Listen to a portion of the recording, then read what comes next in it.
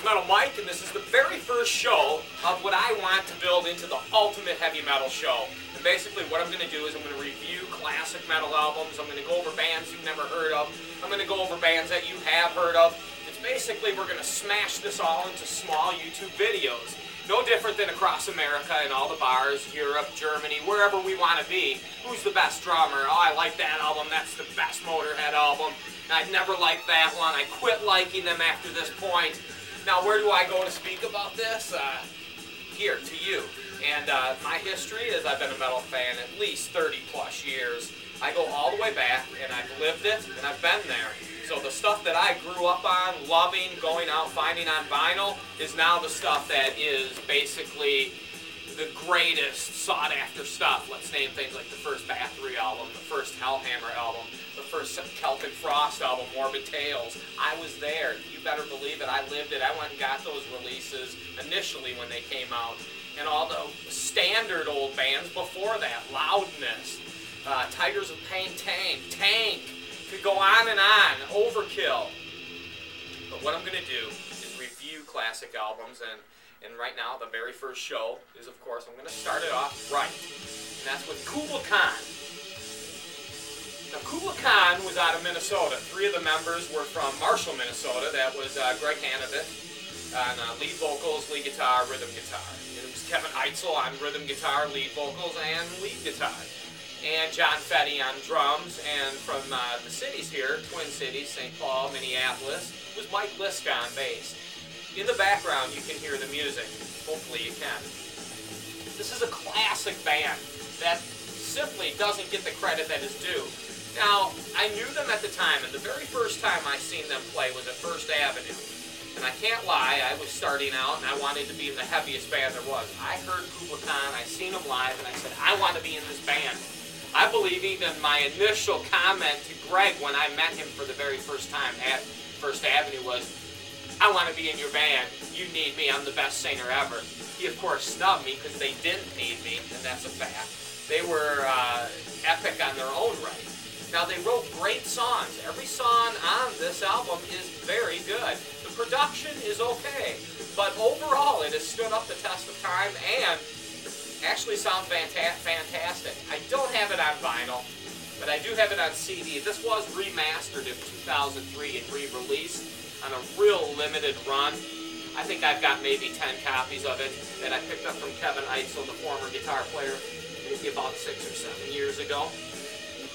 You need to seek this band out. Why, you say? Where do they fit into the scheme of things? Well, number one, the most important, let's face it, music and songs. That's what we're always going to push for on this show. This band has that. It is not favoritism. There is no ass-kissing here.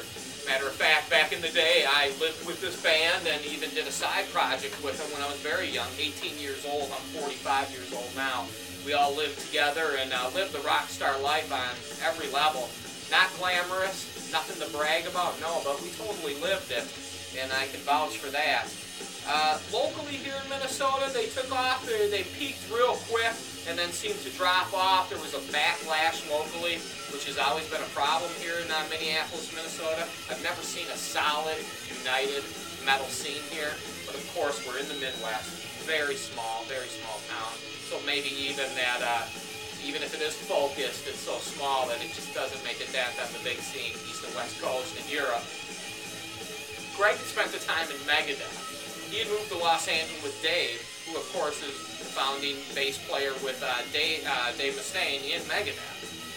Greg initially was in the first, maybe second incantation or whatever we want to call it, formation of that band. And then when he was asked to leave the band or left on his own, whatever the case, he returned here to Minnesota and formed Kublai Khan. They released one album on New Renaissance Records, which is kind of a great label as well. They have bands like At War, Blood Feast, many more. Just off the top of my head, I'm not calling them. But Anne Boleyn was the owner of New Renaissance Records, and of course she was, for the old school, she was in Hellion. And the best Hellion album, obviously, to pick up is the very first EP. I think there's 4 or 5 tracks on it. I believe that was the heaviest and best work they ever did. But I never listened to them after that. But back to Kublai Khan. This band is a must pickup for any lover of thrash, heavy metal, speed metal. We could go track by track, and let's do that real quick. Death Breath, great song. Mongrel Horde, great song. I'm going to say this about every song on here. I don't think there's a weak one. Liar's Dice, Passing Away. There's all different, it's not all out thrash, over the top. There's all kind of mood. They'll go real mellow and do epic type stuff and come back. But really greatly written songs. And you know, how do you express that if you're not a musician? Which I'm not. I can't break it down in technical terms.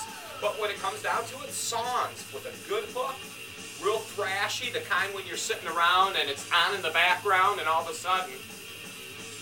Now, if you're young and you're looking for a big influence, pick this album up, hunt it down. You can find it relatively cheap. I've seen it on eBay from $19.99. Buy it now to as high as like $70 with a patch out of Europe.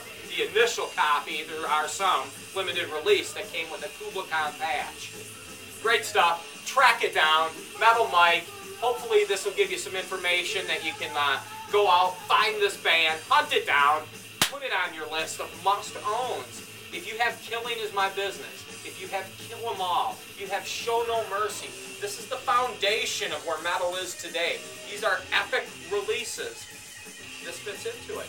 Why? It ties into Megadeth.